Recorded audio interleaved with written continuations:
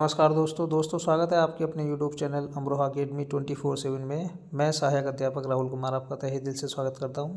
दोस्तों DSSB के अंदर वैकेंसी आने वाली है और DSSB की जो वैकेंसी थी, अगर मैं बात करता हूं पिछली वैकेंसी की दोस्तों, तो पिछली वैकेंसी काफ़ी समय हो गया है और उस बार वैकेंसी बम्पर थी और इस बार भी वैकेंसी दोस्तों देखिए बम्पर वैकेंसी आपको देखने के लिए मिलेंगी।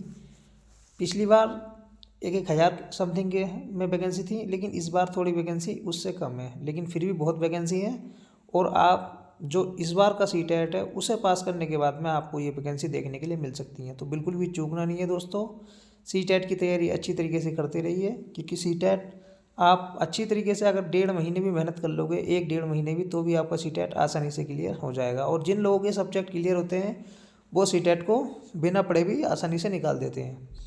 तो देखिए यहाँ मैं बात कर लेता हूँ कितनी कितनी वैकेंसी दी हुई है। देखिए TGT इंग्लिश की जो वैकेंसी है वो 792 800 के समथिंग में। TGT हिंदी की वैकेंसी कम है 185 185, जबकि TGT हिंदी की वैकेंसी ठीक ठाक थी पिछली बार।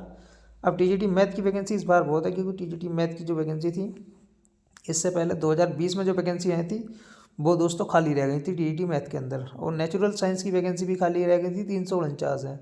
TGT पंजाबी 694 है, ठीक है। TGT संस्कृत 618 है। TGT SST 308 और TGT उर्दू 730। देखिए TGT उर्दू के लिए कितना बम्पर वैकेंसी इस बार देखने के लिए मिल रही है, 730 वैकेंसी। और देखिए 5000 के समथिंग में आपकी वैकेंसी इस बार है, 5000 के समथिंग में वैकेंसी दोस्तों आपकी इस बार है। लेकिन पिछली बार जो वैकेंसी थी काफ़ी वैकेंसी थी, तो तैयारी करते रहिए दोस्तों, बिल्कुल भी समय नहीं गुजारिए। अब थोड़ा सा डिस्कस कर लेते हैं सिलेबस के बारे में कि TGT में सिलेबस क्या आता है। देखिए अगर मैं यहाँ TGT की सिलेबस की बात करूँ तो आपको यहाँ 2 पोर्शन देखने के लिए मिलते हैं, एक पार्ट ए और एक पार्ट बी। पार्ट ए और पार्ट बी। देखिए पार्ट ए के अंदर 5 पोर्शन होते हैं 20-20 के, जिसमें आपको मैथ मिलता है 20 नंबर का, हिंदी मिलती है 20 नंबर की, आपको इंग्लिश मिलती है 20 नंबर की, ठीक है, 20 नंबर की इंग्लिश मिलती है, रीजनिंग मिलती है 20 नंबर की, और दोस्तों जो आपकी GK होती है, करंट अफेयर होती है, वो मिलती है आपकी 20 नंबर की। तो ये 5 पोर्शन होते हैं, math, Hindi, English, reasoning, GK, ठीक है। 20-20 नंबर के 5 पोर्शन मिलते हैं, 100 नंबर के हो गए। और आपका जो बी पोर्शन होता है उसमें सब्जेक्ट होता है, जैसे मैथ है तो मैथ होगा, और SST है तो SST होंगे आपके 2 सब्जेक्ट। और अगर जो भी सब्जेक्ट है आपका, इंग्लिश है तो इंग्लिश के प्रश्न होंगे, हिंदी है तो हिंदी के प्रश्न होंगे। लेकिन दोस्तों यहाँ पर आपको 20 क्वेश्चन जो मिलते हैं, देखिए 20 क्वेश्चन आपके पेडागोजी के इसी के अंदर देखने के लिए मिलते हैं, इसी के अंदर आपको देखने के लिए ये 20% मिलते हैं।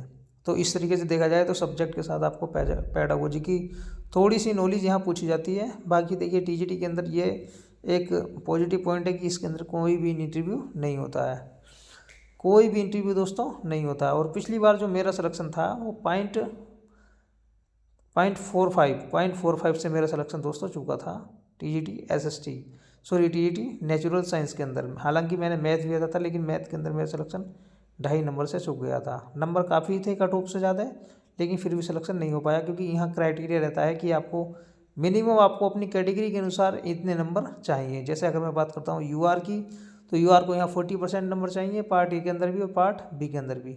और उसी प्रकार से अगर मैं OBC की बात करता हूँ तो देखिए दिल्ली वाले OBC को 35% चाहिए, अदरवाइज़ कहीं का भी OBC क्यों नहीं है वो जनरल के अंदर ट्रीट होता है और उसे भी 40% नंबर चाहिए। SC ST की अगर मैं बात करूँ तो ऑल इंडिया ST ST यहाँ SC ST में ही इंक्लूड होते हैं और उन्हें 30% नंबर चाहिए दोनों पार्टों में, पार्ट ए में भी और पार्ट बी में भी। देखिए ये एक छोटी जानकारी है, लेकिन आपके बहुत ही काम की जानकारी है दोस्तों। तो तैयारी को अपने बनाए रखिए और अच्छी तरीके से रिवीजन करते रहिए। मिलते हैं नेक्स्ट वीडियो में, आज के लिए इतना ही काफ़ी है। जय हिंद, जय भारत।